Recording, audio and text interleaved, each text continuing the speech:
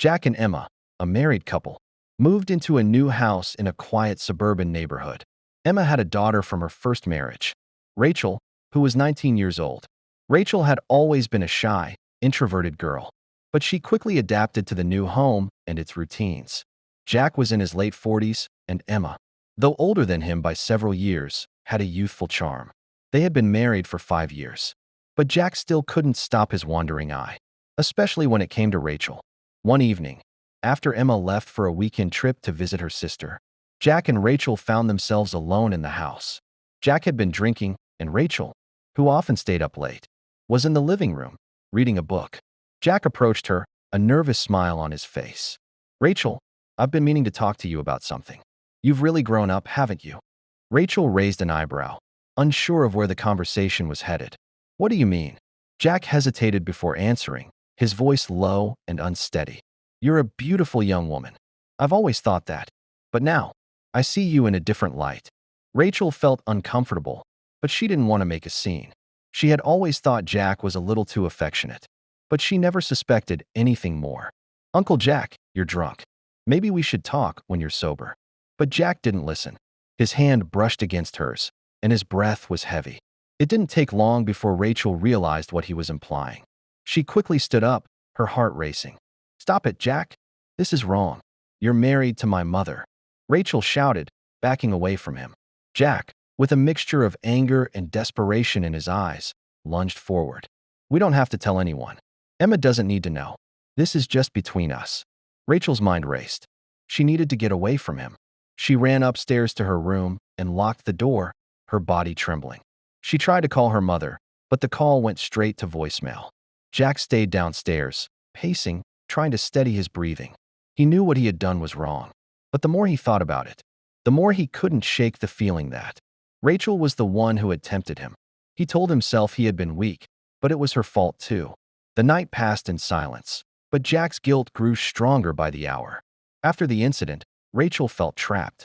The next few days were filled with tension. Jack, acting as if nothing had happened, went about his daily routine. But Rachel couldn't shake the memory of his hands on her skin, the look in his eyes. It made her feel sick every time she saw him. Rachel tried to avoid Jack as much as possible, retreating to her room whenever she could. She called her mother and told her that she wasn't feeling well, hoping Emma would stay longer at her sister's house. But Emma's return was inevitable, and Rachel knew she couldn't keep hiding forever. One night, as Rachel sat in the kitchen, a letter slipped under the door. It was from Jack. "I'm sorry for what happened, Rachel. I know what I did was unforgivable, but we can't tell anyone. I love you in a way I can't explain, and I need you to keep this between us. I'll do anything to make it right. Please, don't tell your mom." Rachel felt her stomach turn as she read the letter. She crumpled it and threw it away, but the damage had already been done. Jack's obsession was growing. The next day, Emma came home, and things were awkward. Jack acted as if nothing was wrong, greeting Emma with his usual charm. But Rachel could feel the tension in the air. She avoided eye contact with Jack, staying quiet and distant. But things took a darker turn when Emma was out running errands, and Rachel stayed at home, trying to avoid Jack. She couldn't stand to be near him, not after what had happened. She decided to go out for a walk, hoping to clear her mind. As she stepped out the door, she saw Jack standing by his car. His face was grim, and he looked even older than his years. He wasn't the man who had married her mother. He was a stranger, dangerous, unpredictable. "Rachel," Jack called, his voice steady but cold. "We need to talk." Rachel shook her head. "I don't want to talk to you. Not now, not ever." Jack took a step forward, and for the first time, Rachel saw a flicker of desperation in his eyes. "You think I'll just let this go? I can't. I won't. You can't tell Emma. It would ruin everything." She backed away, her heart pounding. "You're insane, Jack. I'll tell her everything if I have to." Jack's eyes darkened. "If you do, I'll make sure your mother never believes you. You'll be the one who loses everything." Fear gripped Rachel as she realized Jack wasn't bluffing. The man she had once called stepfather was capable of anything. She knew she couldn't stay in that house any longer, but she felt trapped. There was nowhere to run. That night, as the house grew quiet, Rachel couldn't sleep. Her thoughts raced.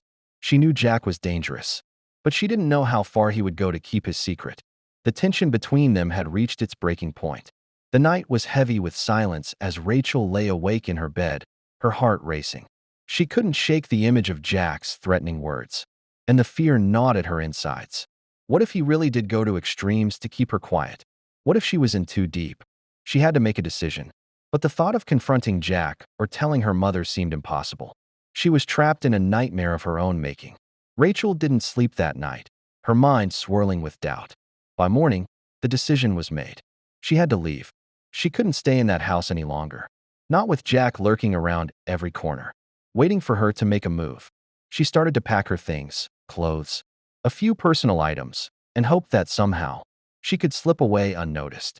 But as she gathered her belongings, a cold dread settled in her chest.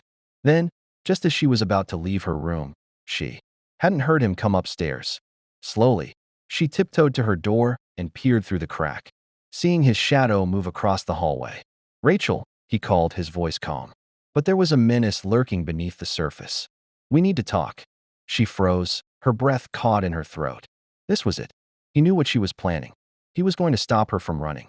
Rachel's mind raced as she grabbed her phone and tried to text her mother. But her hands shook so violently that she couldn't even type. The phone slipped from her grasp, hitting the floor with a dull thud. "Rachel." Jack's voice was closer now, and she could hear his footsteps echoing in the hallway. The door to her room creaked open slowly, and Rachel turned to face him, her heart hammering. Jack stood in the doorway, his expression unreadable. His eyes were cold, darker than she had ever seen them before. "Where do you think you're going?" Jack asked softly, his voice low and threatening. Rachel swallowed hard, backing away toward the window. "I'm leaving. I'm telling my mom everything. You can't control me anymore." Jack didn't move at first. Then, in a flash, he lunged at her, grabbing her by the wrist and yanking her back toward him. "You think I'm just going to let you ruin everything?" He hissed, his grip tightening painfully. Rachel screamed, but the sound was muffled as Jack covered her mouth with his hand. Desperation flooded her as she struggled, but his strength was overwhelming. He threw her to the floor, his breath ragged as he loomed over her. "I can't let you tell her," he said, his voice trembling with rage. "I've already lost too much." Rachel tried to crawl away, but Jack was on her in an instant. She saw the glint of something shiny in his hand, a knife. The realization hit her like a freight train, and she felt the air leave her lungs. "No, Jack, please." She gasped, but the words were barely audible. With one swift motion, Jack plunged the knife into Rachel's chest. The pain was immediate, sharp, like fire spreading through her body. Her vision blurred, and the world seemed to tilt around her. She gasped for breath, but it was too late. Jack stood over her, breathing heavily, the knife still in his hand. His eyes were wild, consumed by a mix of rage and fear. He had done it. He had crossed the point of no return. Rachel was gone. As the blood pooled around her, Jack backed away, his mind spinning. What had he done? How could he explain this? Suddenly, he heard the front door open. Emma's voice echoed from downstairs. "Jack? Rachel? I'm home." A wave of panic washed over Jack. Emma could never know what he had done. He had to hide it, bury it. With trembling hands, Jack wiped the blood from the knife and tossed it under the bed. He quickly moved Rachel's body, dragging her to the closet, where he covered her with a blanket. He tried to steady his breath, to calm himself, but the reality of what he had done set in. When Emma called out again, Jack forced a smile onto his face, his hands still stained with blood. "I'm up here, Emma," he called, trying to sound normal, but his voice cracked. Emma, unaware of the horror unfolding upstairs, walked into the room, her eyes searching for Rachel. "Where's she gone, Jack?" Jack's heart pounded in his chest. He couldn't let Emma see what he had done. He couldn't let anyone know the truth. She's not feeling well," Jack said, his voice unsteady. "I think she just went to lie down." Emma nodded, but something in her eyes lingered. She hadn't heard Rachel's voice. And there was something about Jack's face, something off, something she couldn't place. But Jack wasn't going to let her ask any more questions. He quickly grabbed Emma's hand, pulling her gently away from the door. "Let's go downstairs. We'll have a nice dinner," he said, trying to act as normal as possible. But his mind was racing.